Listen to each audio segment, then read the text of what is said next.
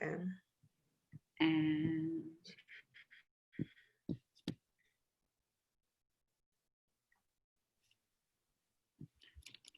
good morning, and thanks for joining us today.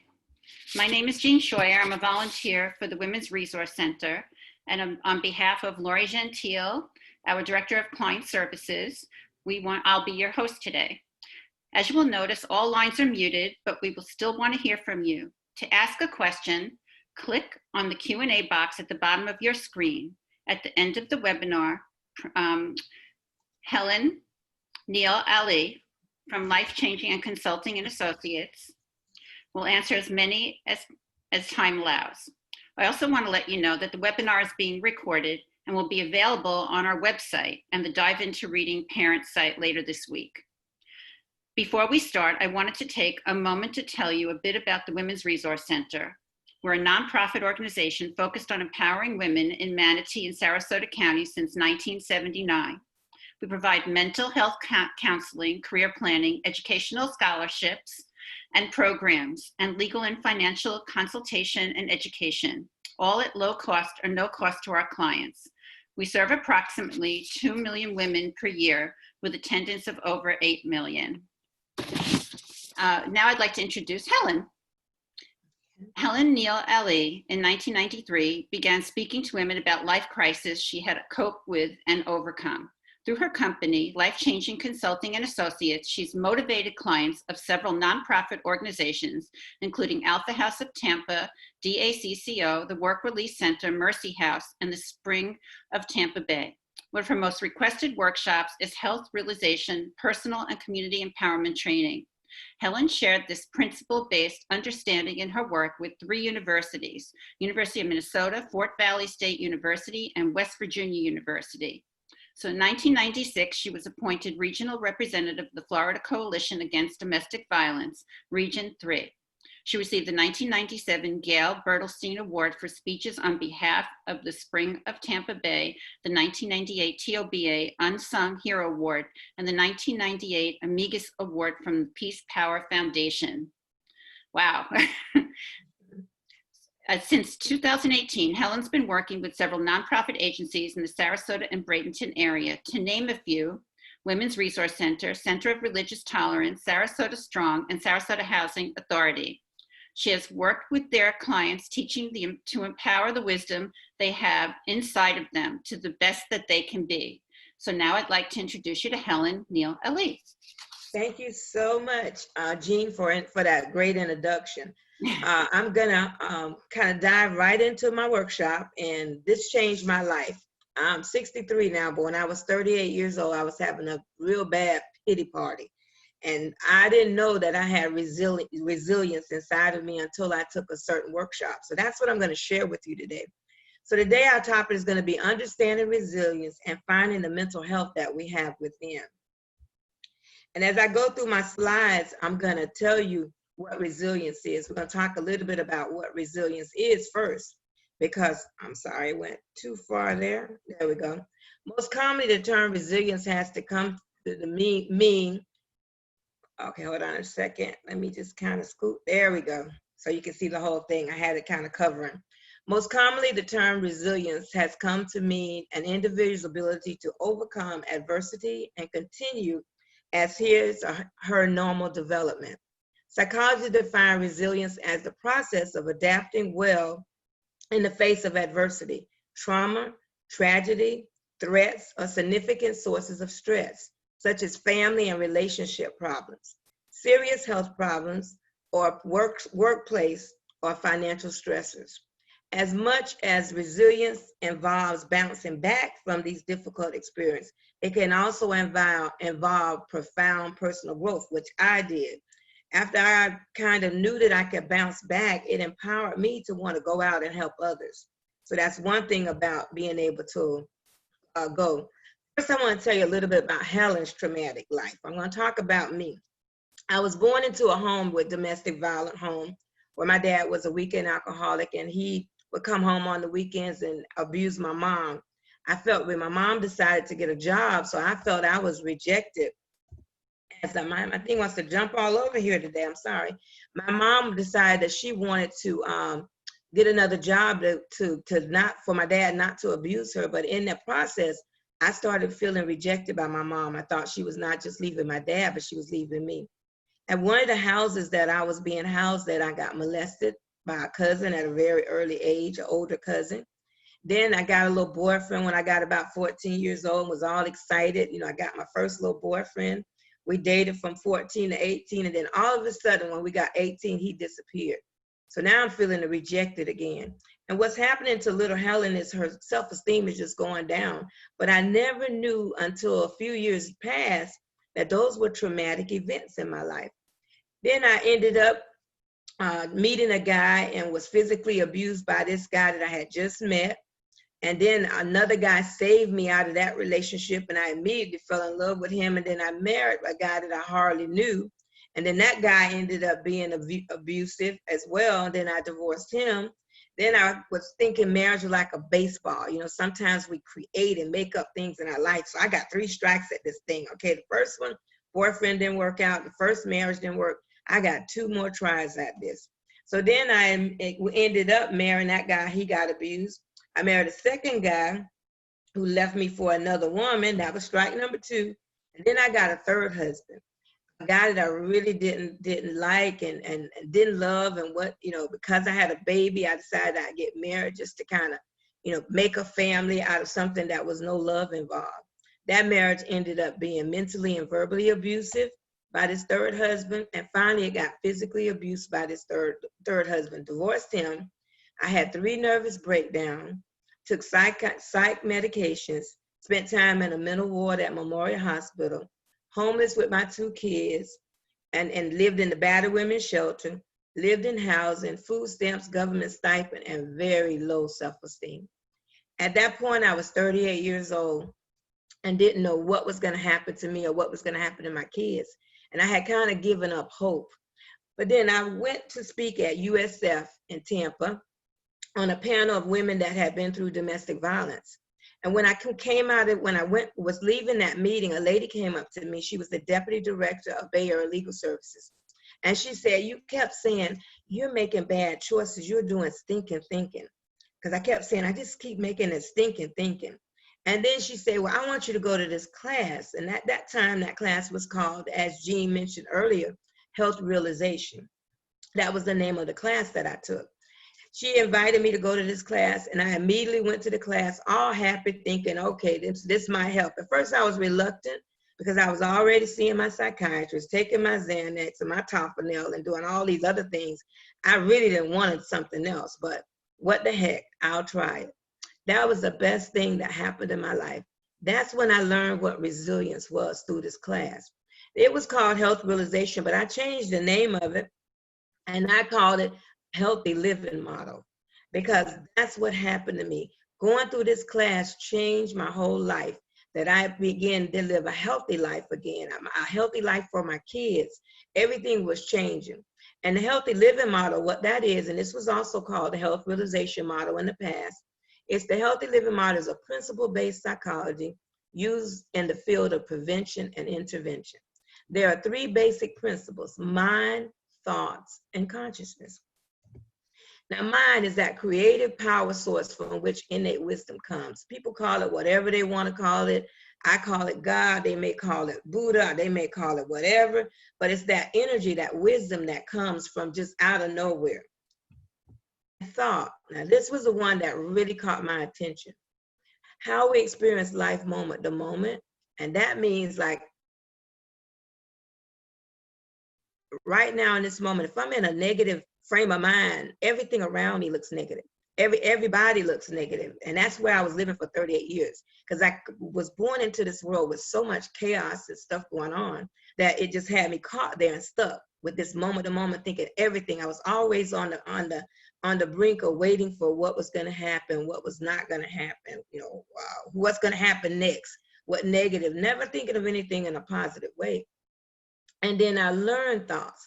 I had learned at an early age that things weren't going to go right, that life wasn't going to be happy. And then there's a lot of learned thoughts that we utilize every day in our everyday life.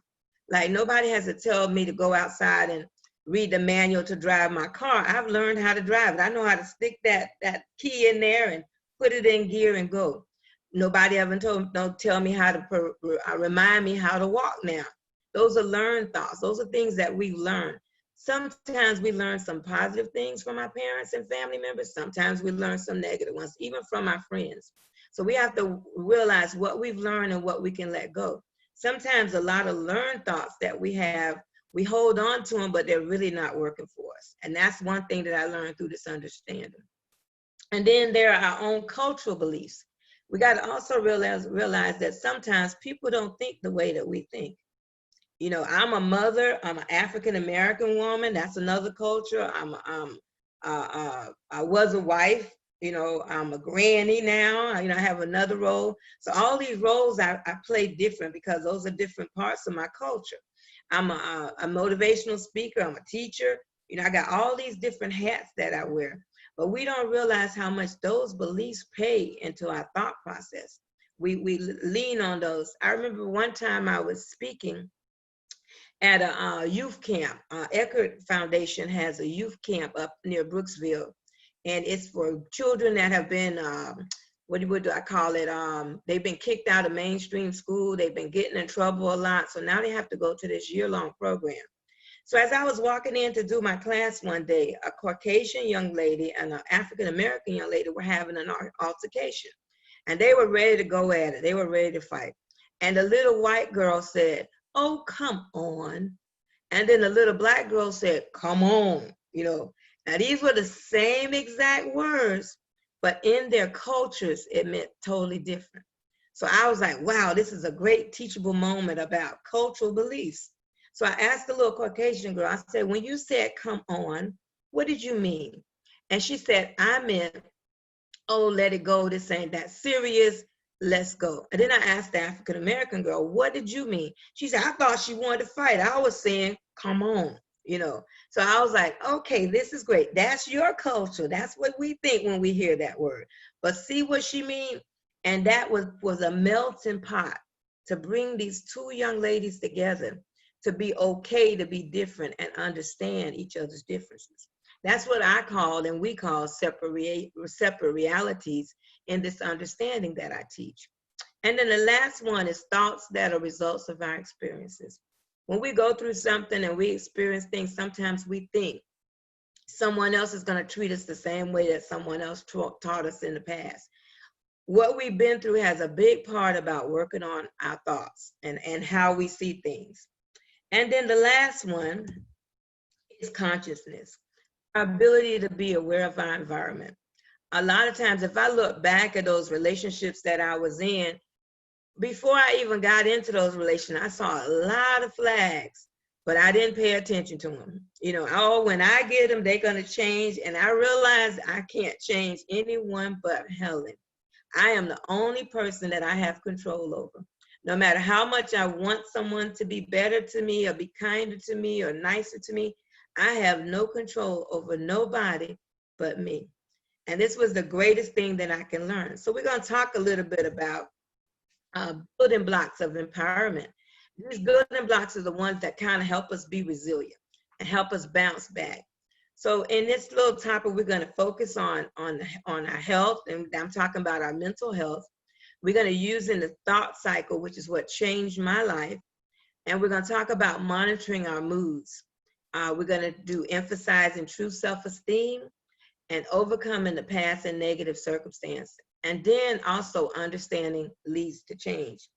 And if you're online and if you need to put any questions, like Jean said, into the chat box, I will stop. She'll let me know and I will answer any questions that you have so far, if you have any. If not, we will continue to go on. The first one was, there aren't any questions. There aren't any questions so far. Just okay, all right. So we'll continue. All right, so focusing on mental health. Every one of us has the potential for healthy function and common sense. It helps us to know that we already have wisdom and understanding to be good people. It also helps a great deal to recognize the natural self-esteem and common sense already inside of each of us.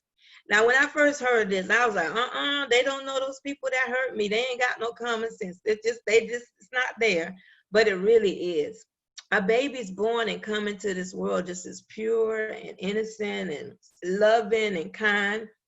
It doesn't say, excuse me, nurse, you a white nurse, I'm a black baby. I would rather have a black baby to feed me and change my diaper. No, it don't care. Give me that bottle, change my butt. I don't care what color. You could be green. It does not matter. So we come into this world so pure and mentally healthy. But then we come home and then we started getting these experiences from what happens around us, or how we're treated, things that happen to us. And then that starts shaping our mental capacity of how we're experiencing our life and how we're experiencing it moment to moment, or even some of the stuff that we've learned that is not healthy for us. And this thought will change my life. Now, when I first saw this, I just couldn't believe it was as easy as the lady was saying how I could change my life by just looking at this wheel. It says, when we have a thought, we automatically get a feeling followed by a behavior, then a result, and it can be positive and negative. So she said, all right, think about somebody that you dislike. Well, immediately I thought about that third husband, because I had 3 strikes at this marriage thing, and now he's messed it up. So I was so angry with him because now I had these 3 strikes and he's just done ruined it. So I was thinking he's a no good, da da da da da. I'm not saying those words on camera, da da da da da. And my feeling was I was angry, very upset with him. I just had all these feelings going. So my behavior was I was having panic attacks and I was having anxiety and I was depressed. And the results was I was seeing my psychiatrist. I was taking my Xanax and Tophanil. I was going to group therapy. I ended up in the mental hospital. And then I get back up here and I think, but it's all because of him. And I go around the circle again and it'd be the same feelings and the same behavior and the same result. So then that lady said, her name was Elsie Spittle. I'll never forget it. She's still a friend of mine today. She's in Canada. She said, think about that person, something good that you liked about that person.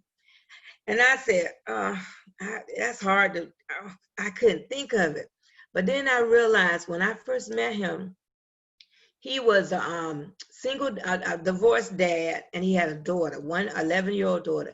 He was so good to her. So when I saw him, I immediately wanted him to treat me like he treated his daughter. Because growing up, I didn't have that good daddy figure. My dad was gone. He worked all the weekend and he's gone all weekend. I never spent any time with him. So I was not, I was just like, he's a good dad. And even to our son today, we have this one son and we have 6 grandkids, and he's an awesome dad, awesome granddad. So I was like, okay, let me change this thought here. He's a good dad. You know what? I need to be happy about that. You know what? I need to be nicer to him. The result is we may not be husband and wife, but we could be the best parents for our child and now our grandchildren. And we are, and that's the way it changed. But then when I saw this, I went back over that list. Remember the first list I showed you? And I thought about my dad being a little boy that was abusing, saw his dad abuse his mom, and he did it. I went down that list and I kind of started forgiving people, and not so much forgiving them, people that had hurt me that I thought maybe if I got back into a relationship with them, they would hurt me. But I started understanding them better. I started seeing those people differently. I started seeing them as little kids that were innocent and that they had not been through this training that I had just went through or going through at that time. And they were not learning how to process their thinking, that they can choose to have a healthier life. They can choose what thoughts to entertain, because thoughts come in our heads all the time. Then we can't stop them and we can't control them, but we don't have to act on them. The best thing that I learned about this was that I can have a thought. The feeling is coming automatically. This is never going to change. The thing that I can change is I don't have to go to the behavior. I can sit here and work on this and just sit in this feeling, and eventually it's going to go away, because some other thought going to come through there and give me another feeling. So when I realized that I did not have to act on every feeling, I didn't have to put a behavior to every feeling that I had, my life changed. Not that I changed my thoughts, because I have negative thoughts all the time. I just don't entertain them. And when I realized that when I did that, a better thought would come through. And then when I started recognizing things, when a thought came in and I was having a bad feeling, I started recognizing it's just a thought. And one thing she said to me after this that changed my life forever. After I went through this wheel and I saw the good and the bad in him and this and that, she said, well, Helen, she said, when is the last time he abused you like that? And I proudly said, 1991, just shaking my head all proud, 1991. And she said, do you know this is 1996? Who's doing it to you now? And I realized I was getting so upset over a thought of something that had happened to me in the past. It wasn't real now. It wasn't happening now. It was something that happened 5 years ago. And for 5 years, I was letting a thought hold me and keep me captured to Xanax and Tofranil and psychiatrists and all of this. And it was because I was just having a negative thought. It was the most powerful thing that could ever happen to me. It changed my life tremendously, that I realized I'm no longer going to let a thought of something that's not happening now in the present, in the moment, hold me back anymore. And I was set free. By the 4th day of class, it was a 4-day training workshop. And by the 4th day, I was so set free. I didn't want my medicine. I was supposed to be going to the hospital. As a matter of fact, that next week, I was supposed to have been going back for my probably 3rd nervous breakdown because I was having all these panic things. But that day I was so set free. And when I went to see my psychiatrist that Monday, this thing was from Thursday to Sunday. And on Monday, I was supposed to be going into the hospital again. She was going to admit me because I was having this. I didn't have any anxiety that Monday. So when I went to her, I had excitement. I was like, oh, it was my thinking, my thoughts were all up. I was so just hyped up. And she was like, calm down. My psychologist, calm down, because now she think I'm panicked. You know, I'm having a panic attack or whatever. I'm really gone really out there. And I said, no, I just went to a training that made me understand my thinking and how I was the one that was creating all this stuff, but I was just creating it in my head, but it was making me physically ill. And she said, no. I had to get out of there real quick because she was picking up the phone. And I think I was just about to get Baker acted, you know, and I've not seen her since. And I'm not telling anyone to get off. Don't get me wrong. If you have a chemical imbalance and something that you need to take your medication, please do, because that's what's going to keep you going. I'm not saying that. But for me, I was just stressing out and holding on to thoughts that were just negative thoughts that I was feeling into and making them being a part of who I was, and it wasn't working for me. And I've not seen her since. I've not taken medication, and I just knew I had to get out there and teach other people. I learned this in March of 1996, and it changed my life so that Life Changing Consultant and Associates was born September of 1996. That's just how much I knew I had to get out there and show people if they understand. And I choose, sometimes I have negative thoughts that I hold on to, but I know Helen's doing it. And if I need to stay there for a minute and just deal with it, I deal with it, but it doesn't take me out like it used to. So I just wanted to share that. So now it talks more about using the thought wheel. It says, when we walk through the thought cycle, it helps us to understand how we view the world around us by the way we are thinking at that moment. When we understand our own thinking, we're able to realize that others may be thinking and seeing things differently than we do, and it's okay. Now, this was a big one for me, because sometimes we think people should think the way we think.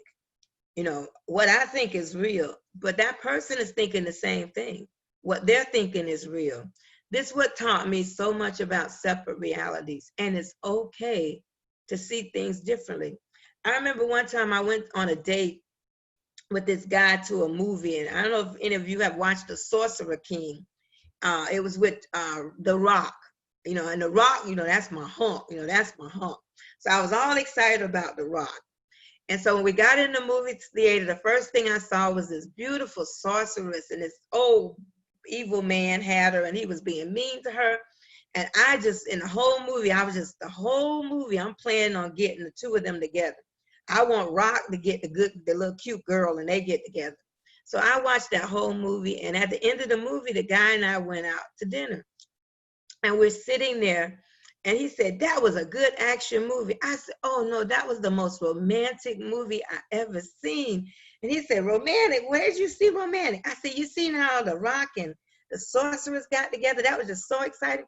He said, but yeah, did you see when Michael Clark Duncan and The Rock was fighting? And I was like, Michael Clark Duncan wasn't in that movie, but he was, because I was so focused on getting those two together. I didn't see none of the action scenes. So here we're sitting in the same movie, and we're seeing totally two different movies. That's life. We'll be dealing with people and in relationships, and they won't see things the way that we see. It's okay to see something different. That was the most powerful thing to me, because so many times we get so frustrated because people are not seeing it the way that I see it. I'm visual, or they may not be visual, and their way may be wrong to me, but it may be right for them. This kind of took a lot of the stress of me feeling victimized, or being a victim, being hurt by what somebody else thought, because now I could understand that they may not process stuff the way that I do. And that's why I say the thought cycle rather, it changed my whole life. I just started seeing life different. I started seeing people different. I started seeing people are okay just to be them. And then I started to see when people were dangerous for me. It gave me a resilience to realize, wait a minute, that's not what I want in my life. And I learned how to back off of certain things that didn't work for me. If it don't work for me, it's okay. And I can choose to have a healthier life. All right. Then monitoring my moods. When we understand our moods is vital to our well-being. This understanding allows us to realize that when we are in a bad mood, we need to step back and take a break. When we feel better, we regain our perspective on life. That's one that's really good for me, because I realized even with my children, because they were small, and I remember one time, you know how kids are, they don't like to, and Monday through Friday, when it's school day, nobody wants to get up. You got to drag them out of bed and beg them to get dressed and get going. But Saturday morning, oh my goodness, they wake up before the chickens get up. You know, they're up real early. They're ready to get into stuff. So this particular Friday night, I was very ill, and I was in like a grumpy mood. I was up all night. I had ate something, didn't agree with me. I was up all night and wanted to sleep in that Saturday morning. And I woke up and I was just going at it. I was like, they were wanting this and wanting that, and I was snapping and snapping. I was like, what is wrong with me? I'm in a terrible mood. And then I realized, I said, you know what, guys? And I had my older one. I said, why don't you fix them cereal? You guys give me 2 hours. I didn't sleep last night, and I'm so sorry I'm taking this out on you. And it's okay, parents, to say that to your kids. Because a lot of times we're in a bad mood, and we won't say, I'm in a bad mood. I had to monitor my mood. I said, because I'm having a bad mood, but I think it's because I haven't had enough sleep. Give me 2 hours, and you take care of the two little ones. Get them cereal, because he's like 7 and 8 years older than the other two. I said, you get them cereal, and y'all watch cartoons. Give me 2 hours, and I'll be okay. So 2 hours later, my daughter knocks on the door. Yo, 2 hours up. You know, having 2 hours of sleep didn't take up for 8 hours of sleep. But because in my mind, I had said, if I just get 2 hours, when I woke up, I was in such a better mood. So I started recognizing if I just step back and take a break sometime, our moods are changing. And that was one good example that I had, and I wanted to definitely share that with parents, because sometimes we're just not in a good mood, and it's okay to step back, and it's okay to tell our children or our loved ones or whoever we're dealing with, today I'm just in a bad mood, and I just need some time, even just to myself, just to shut down. So feel free to do that. That's the greatest gift I could give myself, other than trying to fight through those moods. And I know it's something going on either in my head or my body, and this was my body, and my body was just tired and exhausted. And I understood that. I think that's the greatest gift we can give to ourselves and to others when we monitor our moods. And that way we're better for us, and we're also better for them. Does that make sense to everybody? Hopefully. Emphasizing true self-esteem. When we realize our self-worth does not depend upon living up to outside standards and norms, we stop passing this misconception on to others.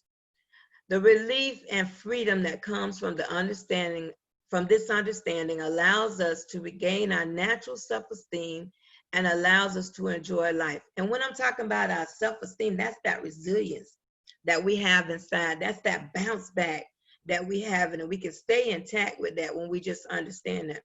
Because I don't know about some of you out there, but I used to want to be a people pleaser. I wanted people to like me, and everybody liked me, and when I learned this understanding, that wasn't as important to me anymore, whether they liked me. I started doing things that made me happy. And I had one friend tell me, "You have lost it." I said, "What do you mean?" She said, "Things that used to bother you, they don't bother you anymore." I said, "But isn't that a good thing? I'm not stressed out." And she said, "No." She says, "Like you just don't care." I said, No. I care, but if it's something that I can't do anything about, I don't have the energy anymore to stress out over stuff that I can't help. And I can't change another person's stuff. I can't fix everybody. And that was what one of my biggest problems was.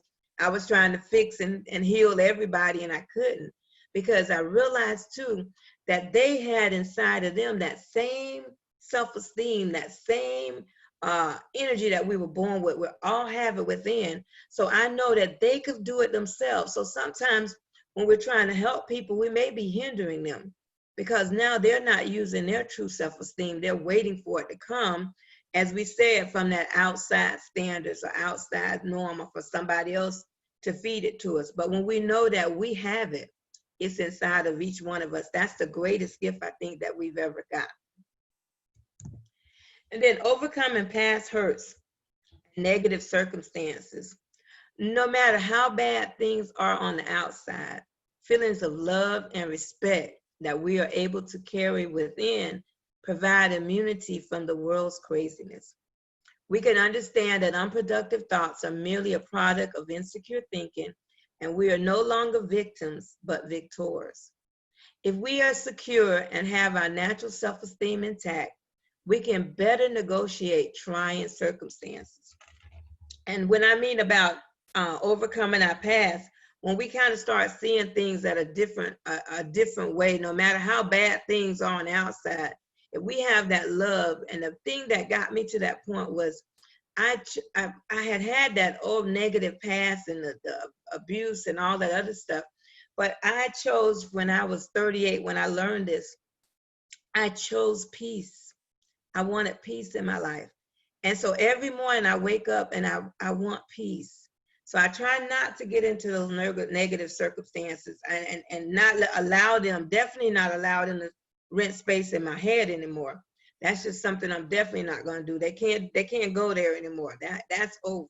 But when we understand that we can do that, we can understand that unproductive thoughts are merely a product of insecure thinking. When I just recognize that when I'm in that negative part of me, it's just my insecure thinking. Something's going on. Something's going on in that. Sometimes I don't even know what it is. Have you ever woke up one morning and you just felt bad, didn't even know what was going on? Then you went to bed fine, and you wake up that next morning and you're just out of it. What is, I just feel bad. I don't even know. When I realized that all I had to do was understand that it's some kind of insecure thinking, it took the power away. Because I had said to myself, I'm no longer going to let these negative thoughts and negative past take over me no more. They have no power over me no more. And that was the greatest gift I could give myself. And here's some more. Creating a stable, meaningful life is not an easy job for anyone. Poverty, unsafe living conditions, and poor job opportunities can add to the pressure.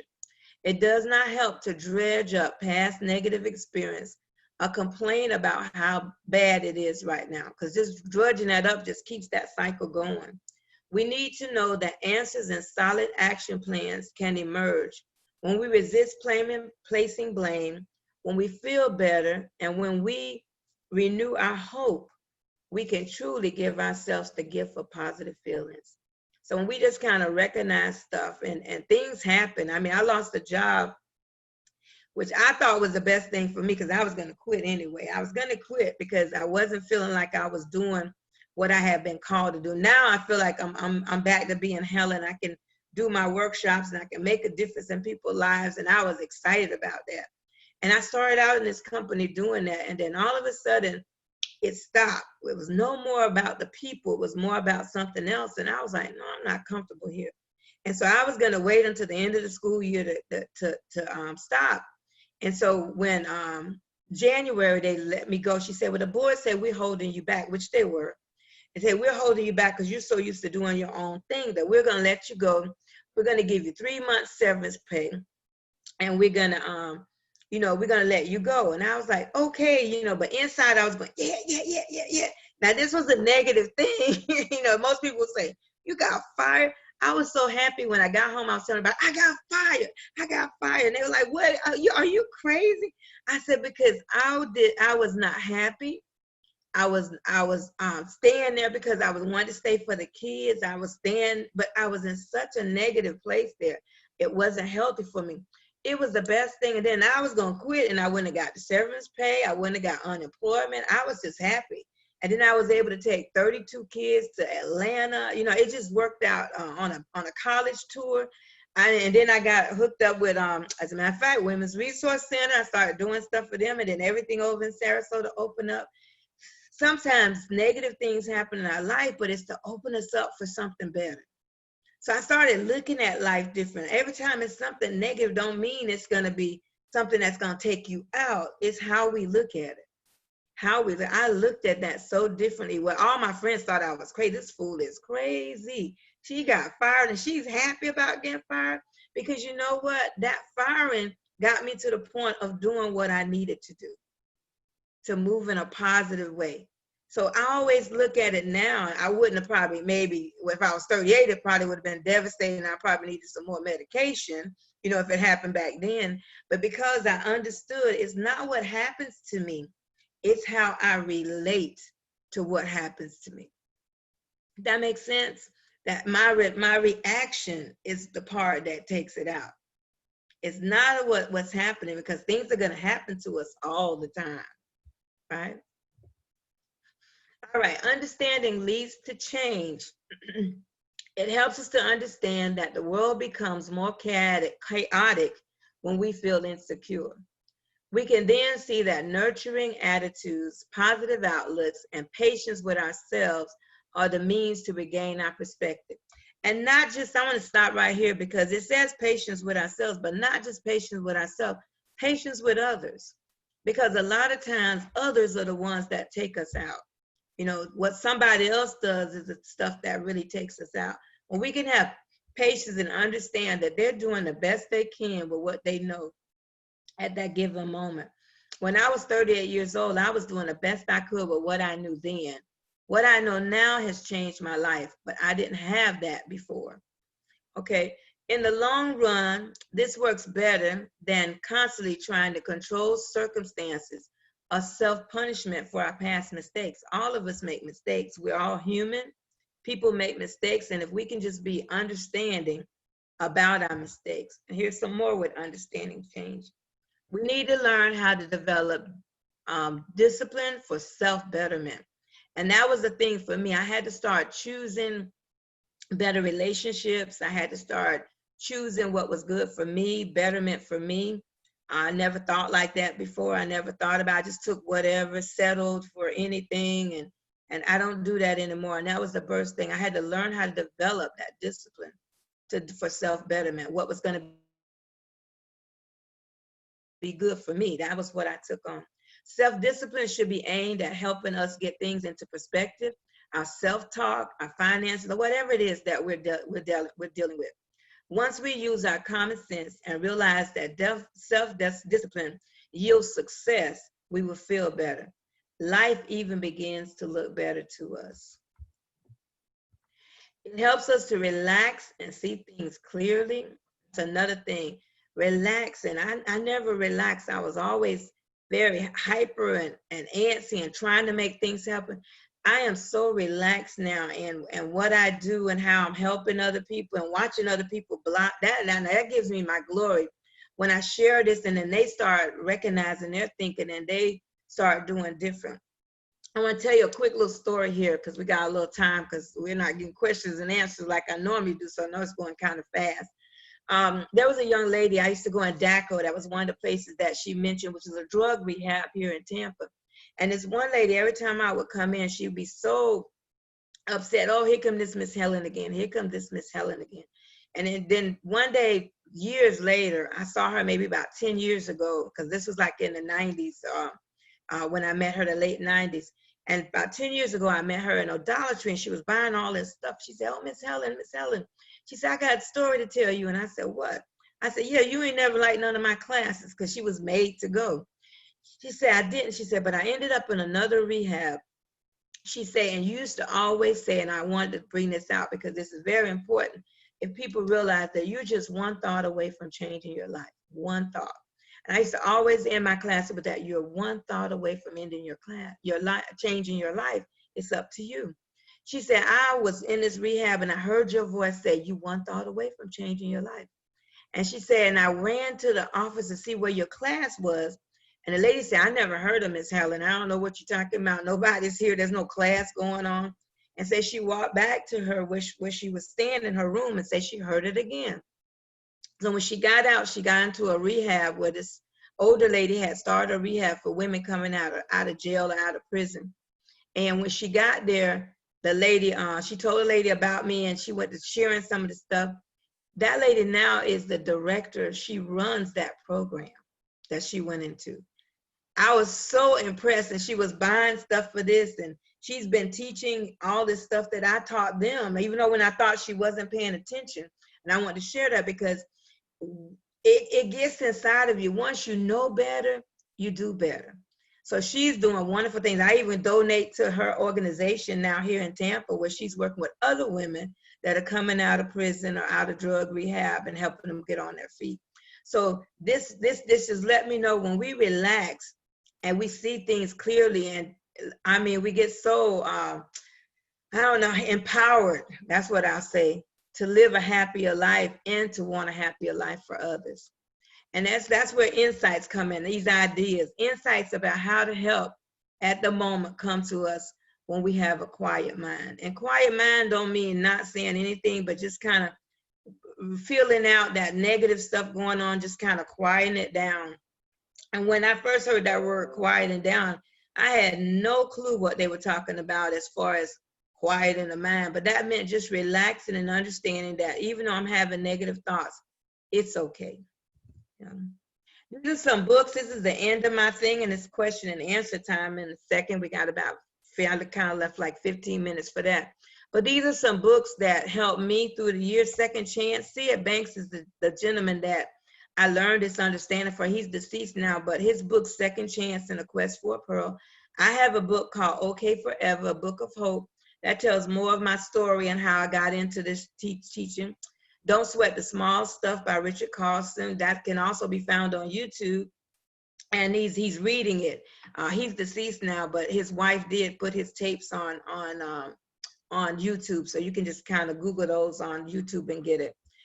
Prevention from the Inside Out. That's more for drug prevention with this understanding of resilience. Is it time to make a change? That's still bouncing. Modelo is a housing project down in Miami that Roger Mills went down, and he helped these people learn this, and they changed this such a story of hope that this whole community, this project community, changed by learning this understanding. Prevention, The Critical Need, that's by Jack Pransky. Slowing Down to the Speed of Life, that's Richard Carson and Joseph Bailey, which is a good book to show us how to slow down. That's where that quiet in mind part comes in. And The Serenity Principle, Finding Inner Peace in Recovery by Joseph Bailey.